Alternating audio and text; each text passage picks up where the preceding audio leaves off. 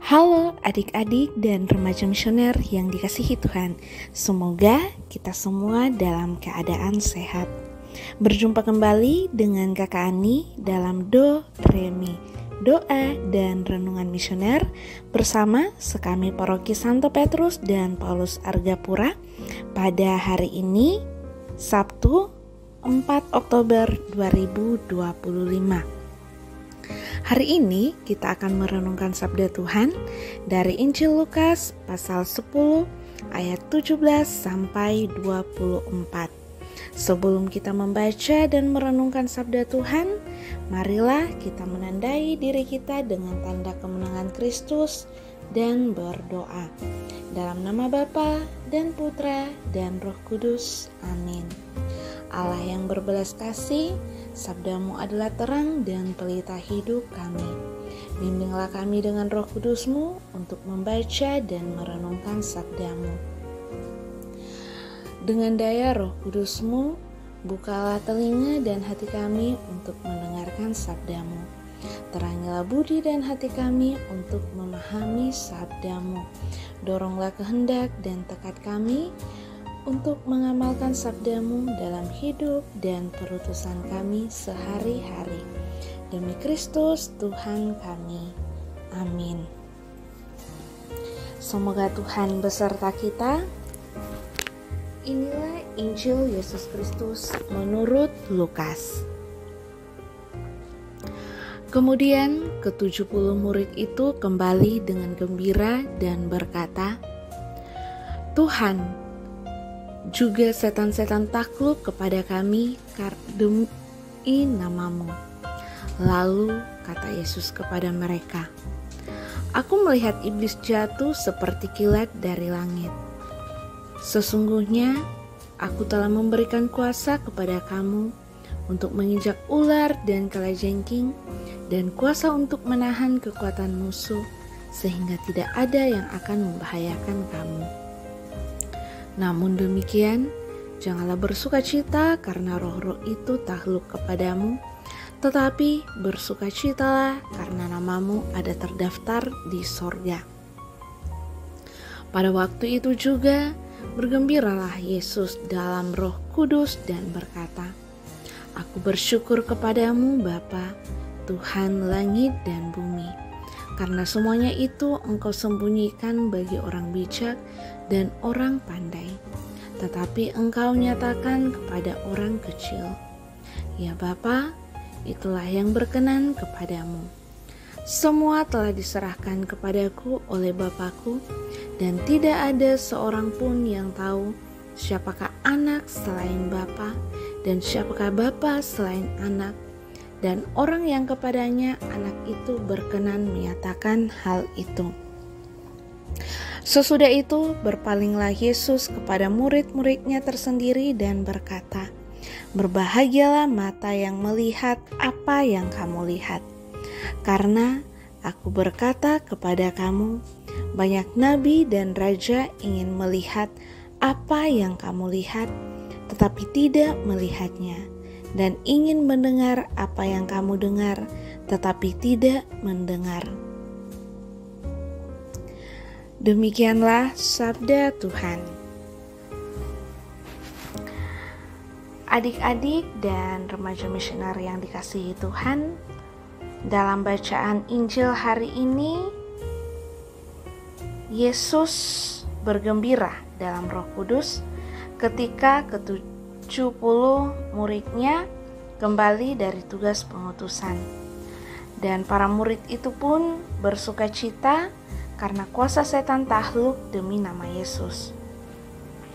Dan Yesus mengingatkan, hendaknya mereka bersukacita bukan karena kuasa atau keberhasilan itu, melainkan karena nama mereka tercatat di surga. Dan Yesus pun menambahkan, "Berbahagialah mata yang melihat apa yang kamu lihat." Yesus menegaskan bahwa melihat dan mendengar dengan benar bukan sekedar mengacu pada kondisi fisik, melainkan merupakan anugerah rohani. Ada banyak orang pintar, orang bijak, bahkan para nabi dan raja yang tidak mampu melihat dan mendengar seperti para murid. Sebab hanya dengan hati yang sederhana dan terbuka, seorang dapat menangkap karya Allah yang tersembunyi. Adik-adik dan remaja misioner yang dikasihi Tuhan, pada hari ini bersama dengan Gereja Universal, kita juga mengenang akan Santo Fransiskus dari Assisi, seorang kudus yang hidup dengan mata dan telinga Allah. Santo Fransiskus tidak melihat dunia hanya dengan mata lahiria saja, tetapi juga melihat ciptaan sebagai saudara dan saudarinya, seperti saudara matahari, saudara bulan, bahkan saudari maut. Ia mendengar suara Allah yang berbicara melalui kitab suci, melalui orang miskin, bahkan melalui penderitaan pribadinya. Dengan cara itu, Santo Fransiskus mampu hidup sederhana, penuh syukur, dan membawa damai. Jadi bila kita melihat segala sesuatu hanya dengan mata manusiawi kita akan mudah silau oleh harta, kekuasaan, atau popularitas. Dan bila kita mendengar segala sesuatu hanya dengan telinga manusiawi kita akan mudah terseret gosip, berita palsu atau hoaks, dan suara dunia yang gaduh. Tetapi bila kita melihat dan mendengar dengan mata dan telinga Allah, kita akan melihat dengan kasih dan menemukan wajah Allah itu di dalam diri orang miskin, orang sakit, dan tersingkir. Dan juga kita mendengarkan dengan iman dan menangkap suara Roh Kudus yang menuntun, bukan sekedar bisikan duniawi. Dan juga kita dapat menghargai hal-hal kecil, sebab kita percaya bahwa Allah hadir dalam hal-hal yang sederhana, bukan hanya yang besar atau yang spektakuler.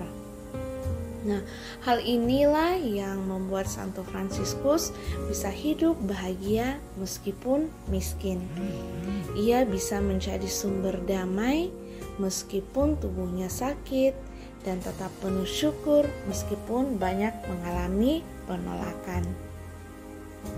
Adik-adik dan remaja misioner yang dikasihi Tuhan, marilah kita belajar dari bacaan Injil hari ini dan juga dari teladan Santo Fransiskus.